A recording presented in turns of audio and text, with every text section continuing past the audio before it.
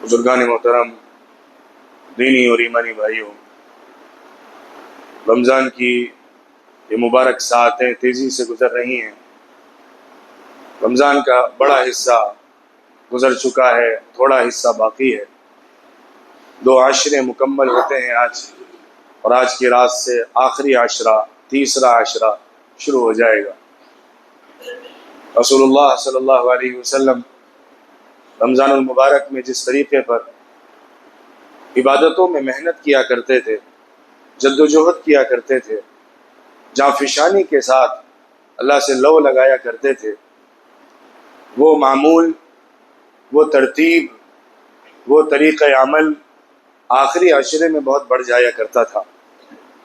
اللہ کے رسول صلی اللہ علیہ وسلم کے بارے میں آتا ہے کہ جو ہی رمضان کا آخری عشرہ شروع ہوتا، حضور اکرم صلی اللہ علیہ وسلم محنت اور کوشش میں لگ جاتے، پوری رات عبادت میں صرف کیا کرتے، قیام کیا کرتے، راتوں کو زندہ کرتے عبادتوں سے، اور اپنے تہبند کو مضبوط باندھ دیا کرتے تھے۔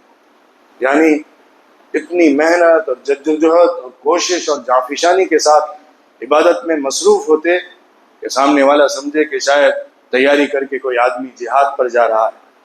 جس طرح بہت اسلحے سے لیس ہو کر تیاریاں مکمل کر کے ایک آدمی میدان میں کودتا ہے، اسی طرح حضور اکرم صلی اللہ علیہ وسلم آخری عشرے میں عبادتوں میں مصروف رہا کرتے تھے۔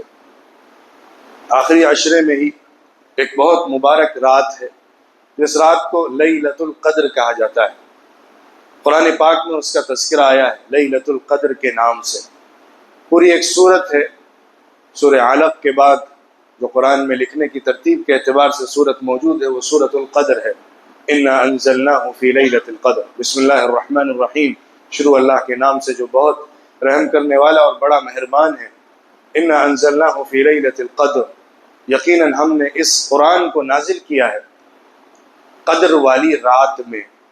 وما ادراک ما لیلۃ القدر، اور تمہیں کیا معلوم کہ قدر والی رات ہے کیا؟ لیلۃ القدر خیر من الف شہر، یہ جو لیلۃ القدر ہے، قدر والی رات ہے، یہ 1000 مہینوں سے زیادہ بڑھ کر ہے، اس سے افضل ہے۔ تنزل الملائکۃ والروح فیہا باذن ربہم من کل امر، اس رات میں فرشتے آسمانوں سے اترتے ہیں اللہ کے حکم سے، ہر فیصلہ لے کر۔ جو فیصلہ اللہ نے آسمانوں پر طے کیا ہوتا ہے زمین کے لیے، اس فیصلے کو لے کر فرشتے آسمانوں سے زمین پر آتے ہیں۔ سلام ہی حتی مطلع الفجر، فرشتے سلام سلام کہتے رہتے ہیں، یعنی سلامتی کی دعا، بھلائی کی دعا، پیس کی دعا، امن کی دعا، خیر کی دعا کرتے رہتے ہیں ان لوگوں کے لیے جو اللہ سے لو لگائے ہوئے ہیں، جو عبادتوں میں مصروف ہیں۔ اور یہ دعا، یہ کاروائی، فرشتوں کا یہ نزول، فرشتوں کا زمین پر رہنا، ایک بھاری تعداد کا آسمان سے زمین پر فرشتوں کا اترنا، یہ صبح صادق تک رہتا ہے، فجر کے طلوع ہونے تک یہی عمل رہتا ہے۔ جب صبح نکل جاتی ہے، فجر کا وقت ہو جاتا ہے، تو فرشتے واپس چلے جاتے ہیں آسمانوں کی طرف۔ تو یہ رات لیلۃ القدر کی رات ہے۔ قدر کے کئی معنی ہوتے ہیں۔ ایک مطلب ہے بہت قیمتی، قدر کا مطلب قیمتی، بہت کاسٹلی، بہت وزن والی۔ قدر کے معنی بہت وزن والی رات، یعنی وزن کا مطلب اللہ کے ہاں جو انعامات ملنے والے ہیں اس کے اعتبار سے وزن، اس کی قدر و قیمت اردو میں بولا جاتا ہے۔ ایک مطلب یہ ہے تقدیر والی رات، کیونکہ اس رات میں اللہ کی طرف سے پورے سال کے فیصلے اترتے ہیں زمین پر۔ میں آگے سورہ دخان کی جب آیت آپ کے سامنے کوٹ کروں گا تو اس میں اس کی تفصیل بیان کروں گا۔ ایک مطلب ہوتا ہے آنر والی رات، ریسپیکٹفل رات، بہت احترام والی رات۔ یہ سب معنی ایک ساتھ بھی مراد ہو سکتے ہیں، جس کی وجہ سے اس رات کو لیلۃ القدر کہا گیا ہے۔ اس سورہ قدر کے اندر اللہ نے اس رات کی اہمیت بتاتے ہوئے ایک عظیم الشان فیصلہ صادر فرمایا کہ 1000 مہینوں کی جو عبادت ہو سکتی ہے اس سے بڑھ کر، اتنی بھی نہیں، اس سے بڑھ کر، اس سے زیادہ اس ایک رات کی عبادت ہوتی ہے۔ ایک رات میں جو انسان کما سکتا ہے وہ 83 سال کی عبادت سے نہیں کما سکتا ہے، اس سے زیادہ اس میں ملتا ہے۔ 1000 مہینے 83 ایئرس بنتے ہیں، ایک آدمی کی پوری زندگی۔ ایک انسان کی بہت لمبی زندگی ہو تو 80 85 90 تک کوئی خال خال پہنچتا ہے، لیکن ایک رات میں اللہ اتنا بڑا انعام دیتا ہے۔ اس کی وجہ ہے، ایک حدیث ہے موطا امام مالک کی، اللہ کے رسول صلی اللہ علیہ وسلم کو ایک دفعہ انسانوں کی عمر دکھائی گئی، انسانوں کی جو قومیں حضور سے پہلے گزری تھی ان کی عمر بتائی گئی، ایج ان کی کیا تھی۔ تو حضور نے دیکھا کہ ان کی امت کی عمر بہت کم ہے، دوسری امتوں کے مقابلے میں رسول اللہ صلی اللہ علیہ وسلم کی جو امت تھی اس کی عمر کم ہے۔ اسی لیے ایک حدیث میں اللہ کے رسول صلی اللہ علیہ وسلم نے فرمایا کہ اعمار امتی ما بین 60 الی 70، میری امت کی جو عمر ہے، ایوریج عمر، وہ 60 سے 70 سال رہے گی۔ میری امت کی جو ایوریج عمر رہے گی وہ 60 سے 70 سال رہے گی۔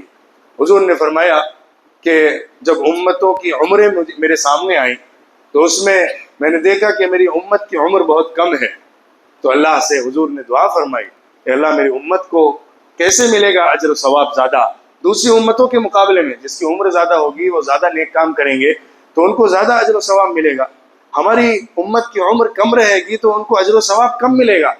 تو اللہ نے اس کے تحفے میں ہمیں ایسے اعمال خاص دیے کہ جس میں تھوڑے وقت میں زیادہ کمایا جا سکتا تھا، اس میں ایک لیلۃ القدر ہے۔ ایک رات میں پوری زندگی کی کمائی کی جا سکتی ہے، پوری زندگی کا اجر و ثواب، پوری زندگی بھر کی عبادت انسان ایک رات میں حاصل کر سکتا ہے۔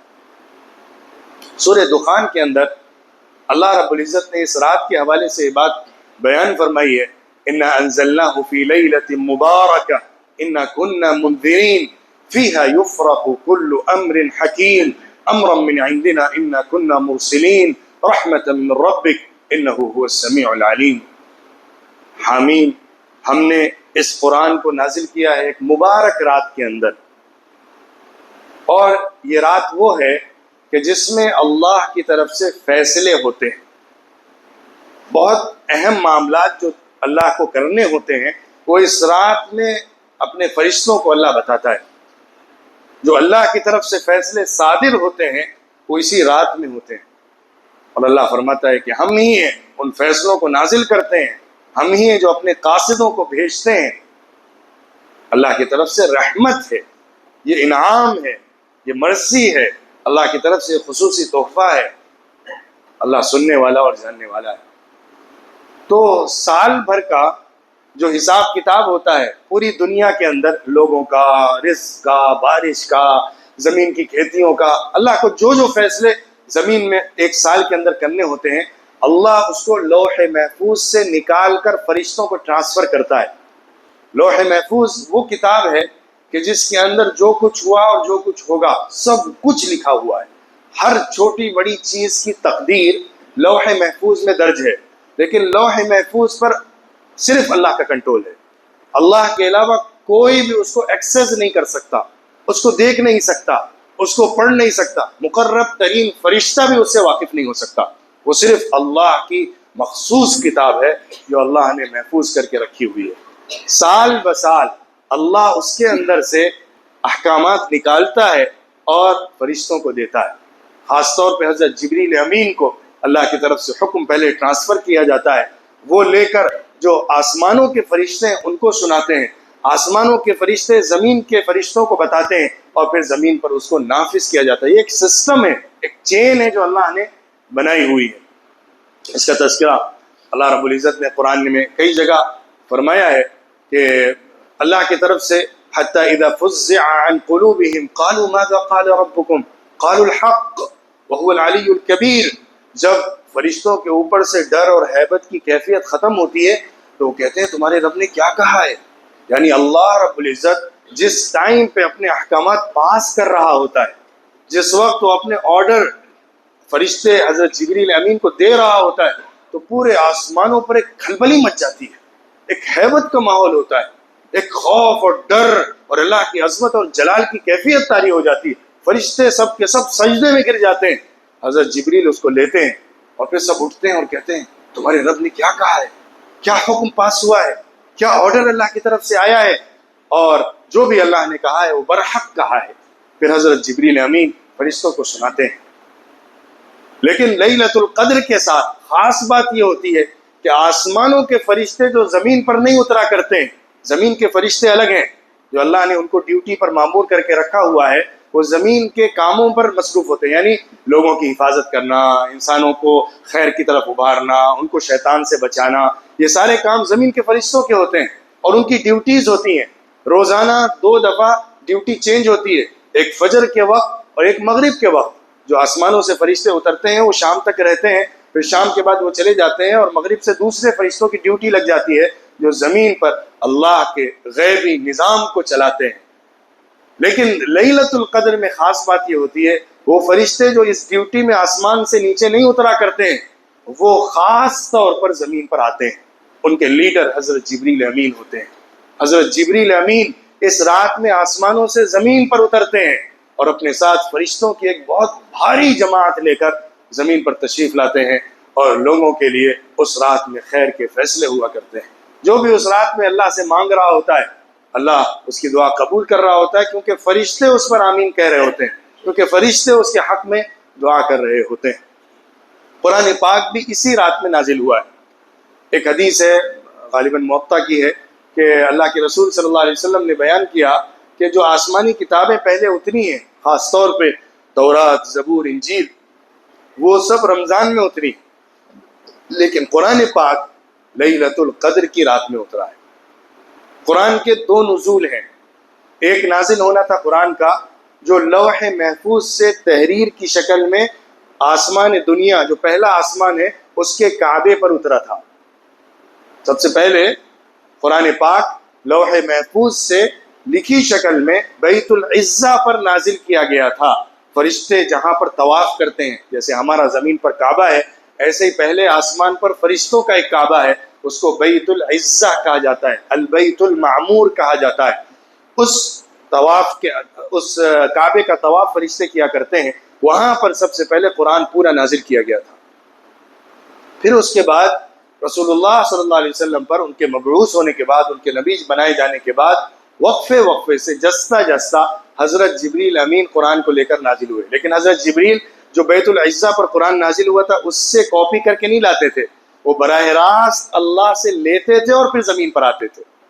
حضرت جبریل امین نے جو قرآن رسول اللہ صلی اللہ علیہ وسلم پر اتارا ہے وہ اللہ سے ڈائریکٹ سن کر, اللہ سے براہ راست لے کر, زمین پر اتر کر رسول اللہ صلی اللہ علیہ وسلم کو دیا ہے. تو سب سے پہلی وحی جو سورہ علق کی ابتدائی 5 آیتیں تھیں جو غار حرا میں اللہ کے رسول صلی اللہ علیہ وسلم پر نازل ہوئی تھی, اس کے بارے میں بعض روایات الگ الگ معلوم ہوتی ہیں, لیکن یہ بات زیادہ قرین قیاس لگتی ہے کہ یہ جو پہلی وحی نازل ہوئی تھی یہ لیلۃ القدر میں نازل ہوئی تھی. جو لیلۃ القدر تھی اسی رات اللہ کے رسول صلی اللہ علیہ وسلم کے پاس یہ وحی آئی تھی. اس کے بعد سے پھر الگ الگ دنوں میں, الگ الگ مہینوں میں قرآن نازل ہوتا رہا, لیکن آغاز لیلۃ القدر سے ہوا تھا. تو اس سے معلوم ہوتا ہے کہ لیلۃ القدر اور قرآن کا نازل ہونا اور رمضان المبارک کی عظمت اور اہمیت اور قرآن سے تعلق بہت گہرا ہے, بہت واضح ہے. اللہ رب العزت نے اپنے نبی محمد صلی اللہ علیہ وسلم پر جو قرآن نازل کیا, سورہ علق کی پہلی آیتیں. سورہ علق کے بعد قرآن میں نیکسٹ سورۃ القدر ہے. اس سے بھی دونوں کا کنیکشن سمجھ میں آتا ہے. اس سے اس رائے کی, اس اوپینین کو طاقت ملتی ہے کہ جو پہلی آیتیں نازل ہوئی تھیں وہ قدر کی رات میں نازل ہوئی تھیں, کیونکہ قرآن میں بھی سورہ علق کے فوراً بعد سورۃ القدر لکھی ہوئی ہے جو دونوں کا کنیکشن واضح کرتی ہے. لیلۃ القدر ہے کیا؟ میں نے آپ سے 2-3 باتیں اس کے حوالے سے قرآن سے نکال کر بیان کی. ایک تو یہ کہ اس کی عبادت 1000 مہینوں کی عبادت سے افضل ہے. اس میں جو نیک کام کیے جاتے ہیں وہ 1000 مہینوں میں جو نیک کام کیے جائیں اس سے بڑھ کر ہے. دوسرا, اس میں آسمان سے فرشتے اترتے ہیں زمین پر حضرت جبریل امین علیہ السلام کی لیڈرشپ میں, ان کی قیادت میں, اور دعائیں کرتے ہیں لوگوں کے لیے, زمین والوں کے لیے, بطور خاص ایمان والوں کے لیے جو عبادتوں میں لگے ہوتے ہیں. تیسری بات, اللہ رب العزت اس رات میں سال بھر کے فیصلے صادر فرماتا ہے اور فرشتوں کو دیتا ہے اور فرشتے اس کو ریسیو کرتے ہیں۔ چوتھی بات جو حدیث سے بھی معلوم ہوتی ہے کہ اللہ رب العزت کا عرش بھی آسمان دنیا پر آتا ہے اور اللہ زمین والوں پر توجہ کرتا ہے اور ان کی مغفرت فرماتا ہے، ان کی دعاؤں کو قبول فرماتا ہے۔ اسی طرح اس رات کے اندر انسان جتنا زیادہ جگتا ہے اور اللہ کی عبادت میں وقت گزارتا ہے اتنا ہی زیادہ اللہ سے قربت اس کو حاصل ہوتی چلی جاتی ہے، کیونکہ اس وقت کا جو عمل ہے وہ فرشتوں کی حضوری کا عمل ہے، فرشتے موجود ہیں، فرشتوں کے ساتھ میں انسان جب عبادت میں لگا ہوتا ہے تو پھر اللہ رب العزت کے قریب ہونے کا کام آسان ہو جاتا ہے۔ اس رات کو کب تلاش کیا جائے؟ اللہ کے رسول صلی اللہ علیہ وسلم مدینہ منورہ جانے کے بعد جب سب سے پہلا رمضان آیا تھا تو حضور نے پورے مہینے کا اعتکاف کیا تھا۔ پہلے عشرے کا اعتکاف کیا، پھر باہر نکل کے آیا، لوگوں کو بتایا کہ میں لیلۃ القدر کی تلاش میں مسجد میں اعتکاف کر کے بیٹھا تھا لیکن مجھے نہیں ملی۔ دوسرا عشرہ ہوا، اس میں بھی پورے عشرے رسول اللہ صلی اللہ علیہ وسلم اعتکاف میں بیٹھے، پھر باہر نکل کے آیا اور بتایا کہ مجھے لیلۃ القدر نہیں نظر آئی۔ پھر تیسرا عشرہ ہوا، تیسرے عشرے میں رسول اللہ صلی اللہ علیہ وسلم نے پورا وقت گزارا اور لوگوں سے تیسرے عشرے سے پہلے ہی کہا اب تم لیلۃ القدر آخری عشرے میں تلاش کرو۔ اس کے علاوہ اس کے بعد سے پھر رسول اللہ صلی اللہ علیہ وسلم نے ہر سال آخری عشرے میں اعتکاف فرمایا۔ اس کے بعد دوسرے تیسرے سال میں رسول اللہ صلی اللہ علیہ وسلم نے جو رمضان کا مہینہ آتا تھا اس میں دوسرے عشرے کے گزرنے کے بعد جب 21ویں شب ہوتی تھی، جیسے آج کی رات سے آخری عشرہ شروع ہوگا، آخر کے 10 دن جو رات سے شروع ہوتے ہیں، مغرب سے شروع ہوتے ہیں، اس میں رسول اللہ صلی اللہ علیہ وسلم اعتکاف فرمایا کرتے تھے۔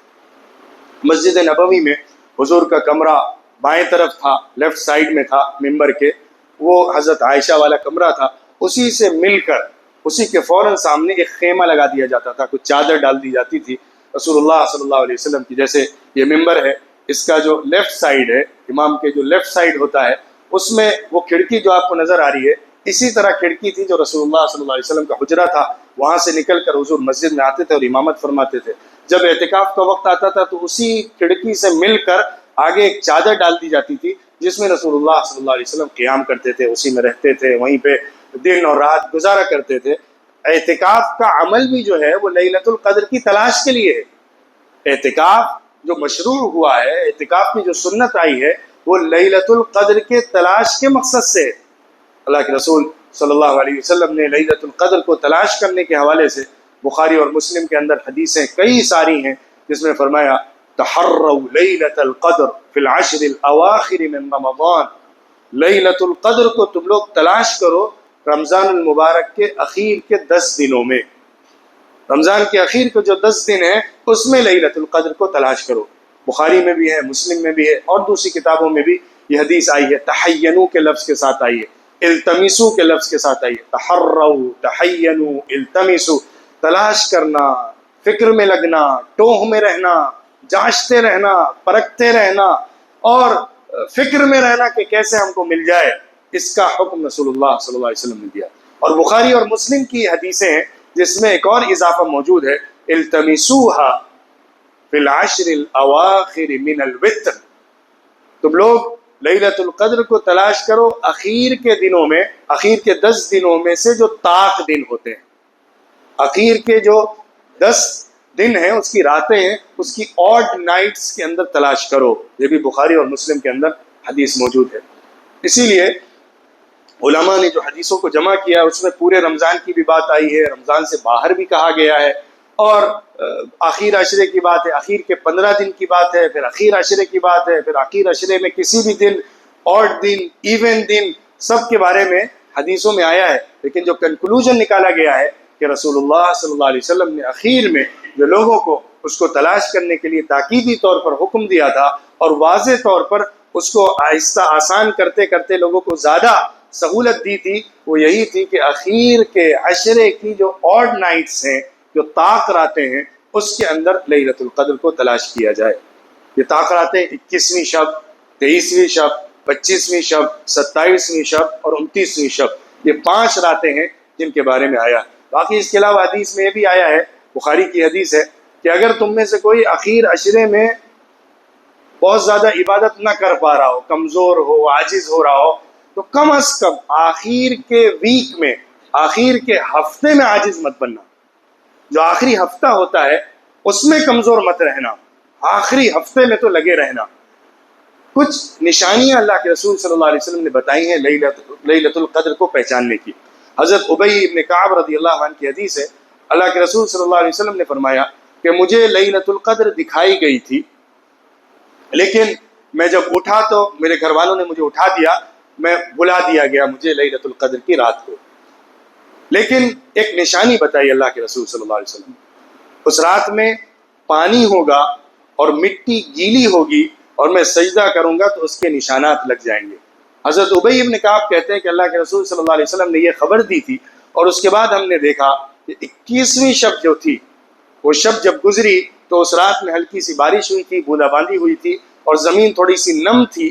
اور جب رسول اللہ صلی اللہ علیہ وسلم نے فجر کی نماز پڑھائی، مسجد نبوی میں چٹائی تو ہوتی نہیں تھی، قالین ہوتا نہیں تھا، مٹی ہوتی تھی، اس پر کچھ کنکریاں ڈال دی جاتی تھی تاکہ مٹی لگے نہیں، لیکن جہاں پہ سجدہ کیا جاتا تھا وہ مٹی کا حصہ ہوتا تھا.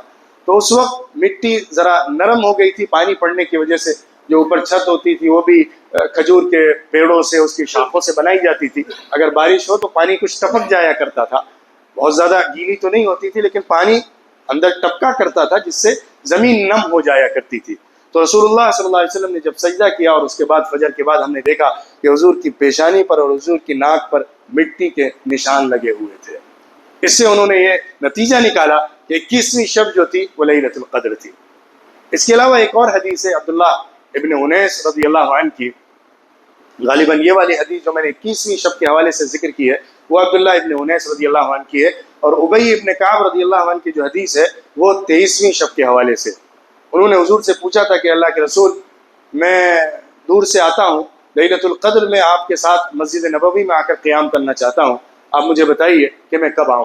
تو حضور نے ان کو 23ویں شب میں آنے کے لیے کہا تھا. اس سے انہوں نے یہ نتیجہ نکالا کہ لیلۃ القدر 23ویں شب کو ہوتی ہے. ایک حدیث ہے، اللہ کے رسول صلی اللہ علیہ وسلم نے یہ بھی فرمایا کہ جس رات میں جمعے کی رات ہوتی ہے اور اس دن طاق رات ہوتی ہے، وہ رات لیلۃ القدر ہو سکتی ہے. جیسے ہمارے ہاں کے اعتبار سے ہمارے ملک ہندوستان میں جو 27ویں شب ہے وہ جمعے کی رات میں ہے، تو اس لیے زیادہ امکان ہوتا ہے. بہت سارے علماء نے جو اس پر ریسرچ کیا یہ لکھا ہے کہ جس رات میں جمعے کی شب ہو اور لیلۃ القدر کی شب میں سے کوئی شب ہو تو اس رات میں زیادہ امکان ہوتا ہے کہ وہ لیلۃ القدر ہو. اس کے علاوہ کئی ساری حدیثیں، دسیوں حدیثیں جس میں اللہ کے رسول صلی اللہ علیہ وسلم نے بالتعیین کہا ہے کہ لیلۃ القدر 27ویں شب ہے، لیلۃ القدر 27ویں شب ہے. 27ویں شب کے بارے میں بہت زیادہ ریپیٹڈلی رسول اللہ صلی اللہ علیہ وسلم کی طرف سے شب قدر ہونے کا پتہ چلتا ہے. لیکن اس کے علاوہ بھی دوسری راتوں میں شب قدر ہونے کی خبر بہت ساری حدیثوں میں آئی ہے.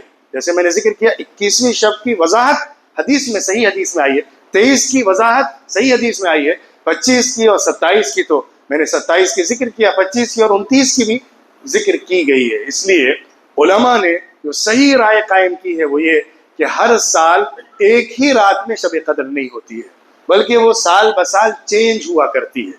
کبھی 21 میں ہوتی ہے، کسی سال 23 میں ہوتی ہے، کسی سال 25 میں ہوتی ہے، کسی سال 27 میں اور کسی سال 29 میں ہو سکتی ہے، لیکن زیادہ امکان 27 کا رہتا ہے. البتہ یہ پورے عشرے کے اندر عبادت کا زیادہ اہتمام کرنا بہت قابل مبارکباد ہے اور قابل ستائش ہے. آدمی اگر تھوڑا سا غور کرے کہ 10 دن کی محنت کے بدلے میں اسے پوری عمر کا بدلہ مل رہا ہے. آپ یوں سمجھیے کہ اگر کسی بزنس مین سے کہا جائے، کسی تاجر سے کہا جائے کہ ایک بہت بڑا ایکسپو ہو رہا ہے، ایک جگہ، ایک خاص مقام پر ایک ایکسپو ہو رہا ہے، تمہیں بہت مشکل سے وہاں پہنچنا پڑے گا، بہت جافشانی کرنی پڑے گی، بہت مشکل سے ٹکٹ ملے گا، وہاں پہ رہنے کا صحیح انتظام نہیں ہوگا، تمہیں پورا دن کھڑے رہنا پڑے گا اس مقام پر. لیکن یاد رکھنا کہ اس جگہ اگر تمہارا پروجیکٹ سکسیز ہو گیا تو پوری زندگی میں تمہیں جتنا پروفٹ ملتا ہے، جتنا کماؤ گے تم اپنے بزنس سے، اس سے زیادہ تمہیں ایک اس ایکسپو میں پروفٹ مل جائے گا اور اتنا بڑا پروجیکٹ مل جائے گا. تو آدمی اس کے لیے مہینہ مہینہ بھی تھکنے کو تیار ہو جائے گا. آدمی اس کے لیے مہینوں کی قربانی دے کر اپنے عمر بھر سے بڑھ کر اگر کہیں پر کوئی پروجیکٹ مل رہا ہے، فائدہ مل رہا ہے، تو انسان بھاگے گا۔ تو ایک ہفتے 10 دن کی بات، اور 10 دن میں بھی بطور خاص 5 طاق راتوں کی بات ہے، جس میں ہمیں پوری زندگی کے اجر و ثواب کو لینا ہے۔ تو اس لیے اس میں ہرگز کوتاہی نہیں ہونی چاہیے۔ بطور خاص میں متنبہ کرنے چاہتا ہوں کہ اگر آدمی عبادت میں نہیں مصروف ہے، آرام کر رہا ہے، تو اس میں بھی حرج نہیں ہے، انشاءاللہ وہ پکڑا نہیں جائے گا۔ لیکن اگر وہ گناہ میں لگا ہوا ہے، اگر کوئی لغو کام کر رہا ہے، اگر ٹائم ویسٹ کر رہا ہے، اگر وقت برائیوں میں ضائع ہو رہا ہے، تب تو اس کے لیے بہت بڑھ کر گناہ ہو جائے گا۔ کیونکہ جب کسی چیز کی بہت اہمیت ہوتی ہے تو سینسیٹیوٹی بھی بہت زیادہ ہوتی ہے۔ اگر اس کے بارے میں ذرا کوتاہی ہو گئی تو پکڑ بھی زیادہ ہوتی ہے۔ لیلۃ القدر میں اگر 1 مہینوں سے زیادہ کا اجر و ثواب مل رہا ہے، 1000 مہینوں سے زیادہ کا اجر و ثواب مل رہا ہے، تو اس میں گناہ کرنے پر پکڑ بھی تو بہت سخت ہو جائے گی۔ جیسے قرآن میں اللہ کے رسول صلی اللہ علیہ وسلم کی بیویوں سے کہا گیا، تم لوگ اگر کوئی برا کام کرتی ہو تو تمہیں ڈبل پکڑا جائے گا، اور اگر تم اچھائیاں کرتی ہو تو تمہیں ڈبل اجر دیا جائے گا۔